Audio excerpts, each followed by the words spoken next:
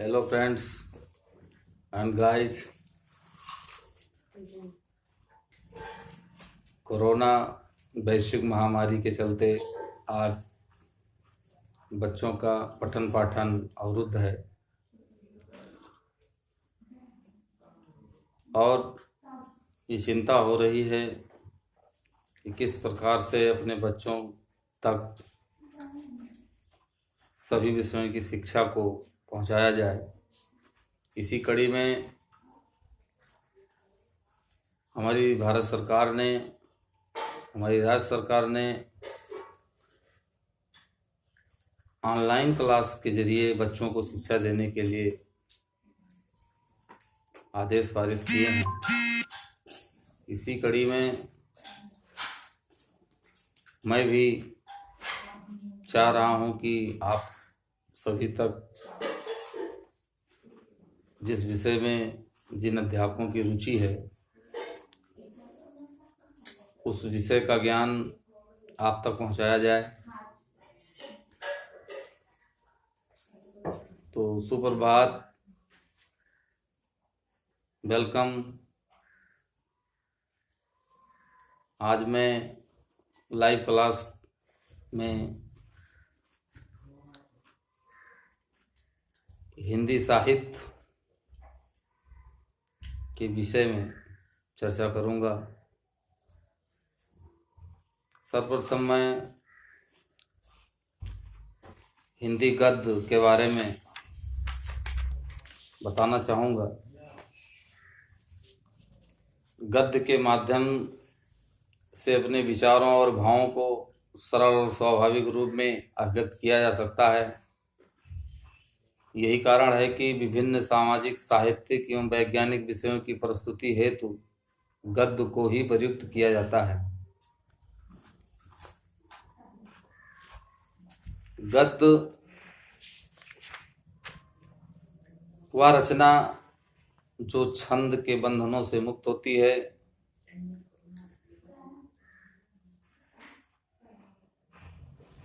ताल एवं लय से मुक्त होती है, विचार प्रधान होती है, गद्य कहलाती है। बच्चों,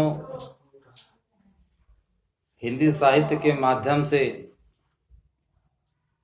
हम अपने विचार को सरलता से समझ सकते हैं।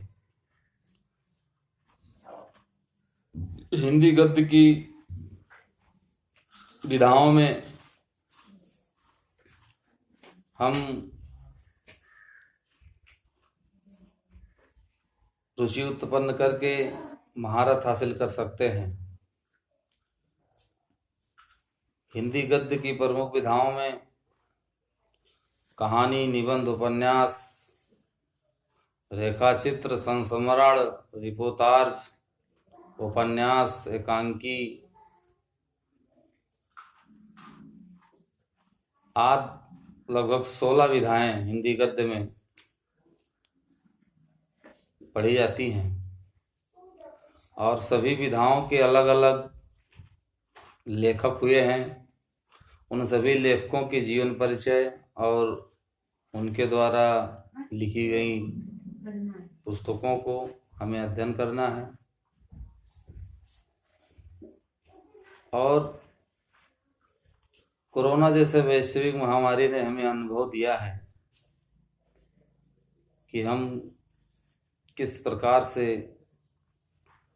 घर पर रह कर के ही जो हमारे विषय कमज़ोर हैं उनको पढ़ करके हम आगे बढ़ सकते हैं। हम उन छात्रों को संदेश देना चाहेंगे जो घर पर हैं, इधर उधर घूमते हैं, सोशल डिस्टेंसिंग का पालन नहीं करते हैं, कृपया करके वो घर में रहें और घर में जो पुस्तकें हैं नियमित रूप से एक समय सारणी बना करके पढ़ें। और तमाम प्रकार के चैनल्स हैं शिक्षा के, उन चैनलों के माध्यम से सभी विषयों की शिक्षा आप घर बैठे ले सकते हैं। आज के दौर में घर पर ही शिक्षा आपको ग्रहण करनी है और कोरोना जैसे वैश्विक महामारी को मात देना है। इसलिए हम अपने घरों में रहें, नियमित हाथ को धोते रहें, बाहर निकलें किसी जरूरी या अति आवश्यक काम के लिए तो मास्क या गमछे का प्रयोग करें। सामाजिक दूरी बहुत ही अति आवश्यक है। तो हिंदी के विषय में हम आपसे आज चर्चा कर रहे हैं आज की वीडियोज में।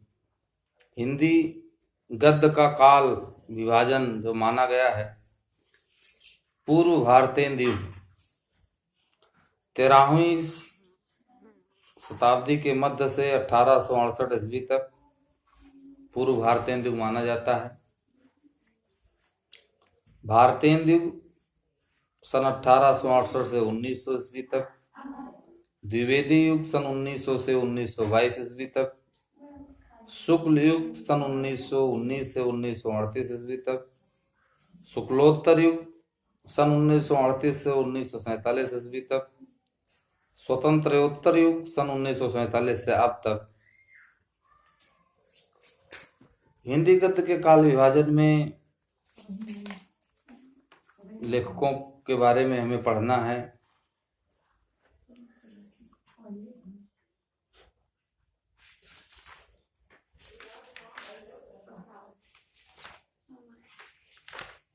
कहानी, उपन्यास, एकांकी, रेखाचित्र, संस्मरण आदि सभी विषयों को आपको आगे चलकर पढ़ना है। हाई स्कूल में सिलेबस निश्चित है। इसमें कहानी,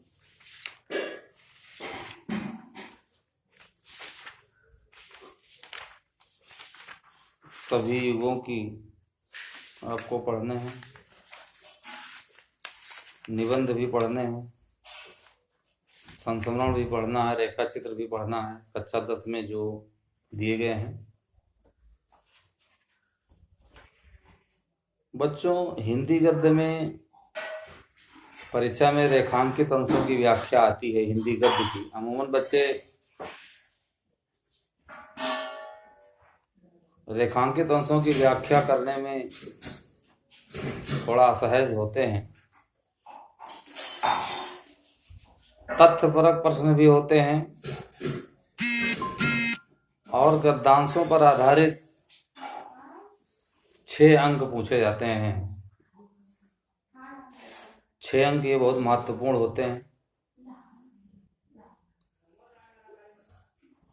गद्यांश के संदर्भ भी पूछे जाते हैं, लेखक का नाम और उस विधा का नाम, उस पाठ का नाम पूछा जाता है। इसलिए हम लोग पढ़ें। इस 6 अंक को हम आप तक अवश्य पहुँचाएंगे। हिंदी गद्य की जितनी भी व्याख्या है प्रयास करेंगे कि हम आपको अच्छे तरीके से उसे समझा सकें। त्रुटियां भी हो सकती हैं, लेकिन प्रयास ये रहेगा कि कोई त्रुटि ना हो और एक अच्छे तरीके से, एक बेहतरीन ढंग से जो है हम आपको ज्ञान दें। पहला चैप्टर बच्चों कक्षा 10 में जो हमें प्रभावित करता है,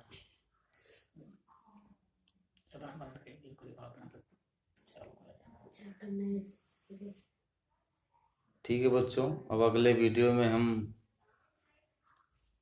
आचार्य रामचंद्र शुक्ल द्वारा लिखित एक निबंध है मित्रता, इसके बारे में हम आपको व्याख्यान देंगे। जय हिंद।